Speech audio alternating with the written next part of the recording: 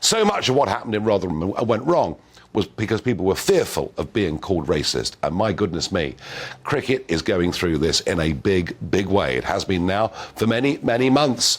Let's examine it and see perhaps if we can learn some lessons.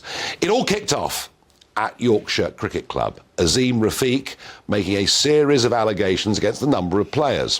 One or two of the players said, yeah, hands up, I said things in my dressing room that I probably shouldn't have said. But when it came to Michael Vaughan, Michael Vaughan, captain of Yorkshire, and of course, famously captain of that 2005 Ashes winning team, Vaughan said, look, this is completely and utterly unfair. He was supposed to have made a comment about a collective group of Asian cricketers. Vaughan denied it, and yet it cost him his job at the BBC. Michael Vaughan was effectively cancelled, and he wrote and was interviewed in the Sunday Telegraph yesterday just saying what hell he and his family had been through for the last 2 years. Well, the inquiry has found that actually there's no case to answer. But these accusations by Rafiq have put Yorkshire in a deeply precarious position. They could even go into administration. Now, I don't think that's actually going to happen, but that's how much they've lost in sponsorship and everything else. And yet, this is the same Azim Rafiq who texts to a mate a message, and they're talking about a fellow cricketer, they've been out for dinner, and who's paid the bill. And Rafiq says, ha, he is a Jew. Only Jews do that sort of thing. Well, there is the most enormous double standard going on here. Azim Rafiq, apparently, he's allowed to make comments that I think anybody would describe as anti-Semitic, and yet poor old Michael Vaughan has had 2 years out in the wilderness. And it's going on in Scotland. It's going on in Scotland too, where a similar scandal broke. They chose a new chairman 6 months ago, Anjan Luthra, somebody who'd played cricket for Scotland in the past. He produced a 6-month report talking about cricket in Scotland. And whilst, of course, he acknowledged the previous accusations of racism, he said that this was not the only issue. Oh, they've gone mad at him for that. Cricket Scotland and a group called Running Out Racism, a lobby group, as Luthra called them, and they say his report is a disgrace because his report focuses on progress of the game of cricket in Scotland and not obsessing on racism. And he's resigned from his position. I'm joined by Pat Pocock, former Surrey and England cricketer.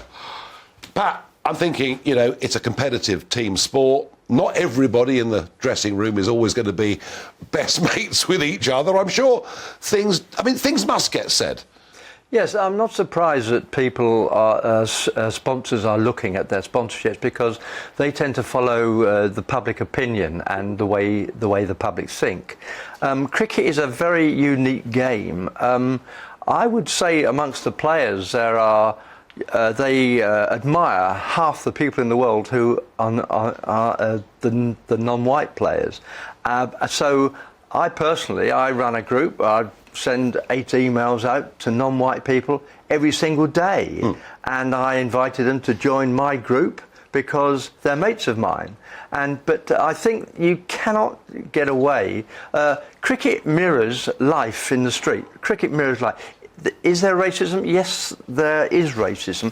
But you've got to look. You can't just say that without looking at what goes on, because banter is absolutely everything. Banter is said, and I can absolutely promise you that you will have some people who are non-white and they're in a pub in the evening, and they might have people might have said a few fairly comical, in quotes, words. But if they're in this pub and they're being threatened at all or having a pressure put on them, they will be round them and they'll be all part of the team.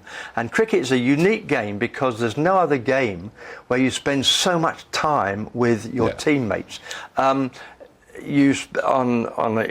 the professional cricket, for example, you might spend 6 hours, 8 hours. If you're on a away trip, you might spend 18 hours, and you might even be rooming with somebody, so you spend the 24 hours. And yet, the thing about these accusations against Michael Vaughan, a very distinguished modern cricketer, I think a terrific commentator. I love listening to him on the radio, watching him on the telly, and he's been out for 2 years on accusations that have proved to be groundless. I mean, are we? we want a society in which people behave reasonably and fairly. We want cricket to reflect that. Very much. But haven't we just gone mad on this?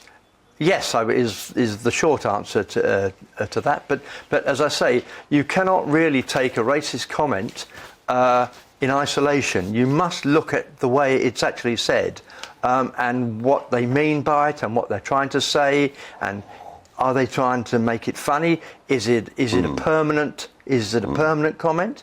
And the way they say it, you cannot really judge people on banter unless you know the way and the method it's said.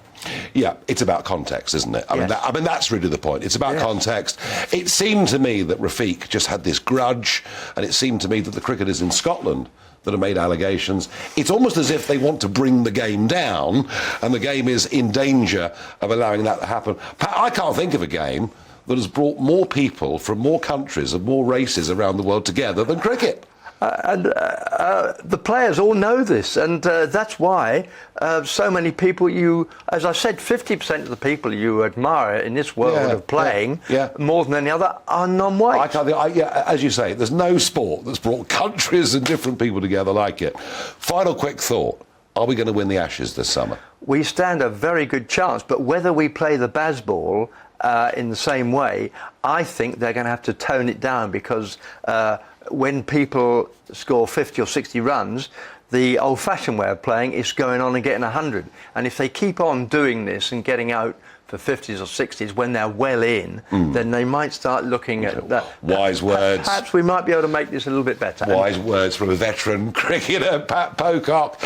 And let's hope to goodness that this racism stuff is put to bed. Those who've done wrong, yes, they get punished. But poor people like Michael Vaughan should not be cancelled from public life on the baseless allegations of one person who, in my view, appears to bear a grudge and whose own stable is far from clean.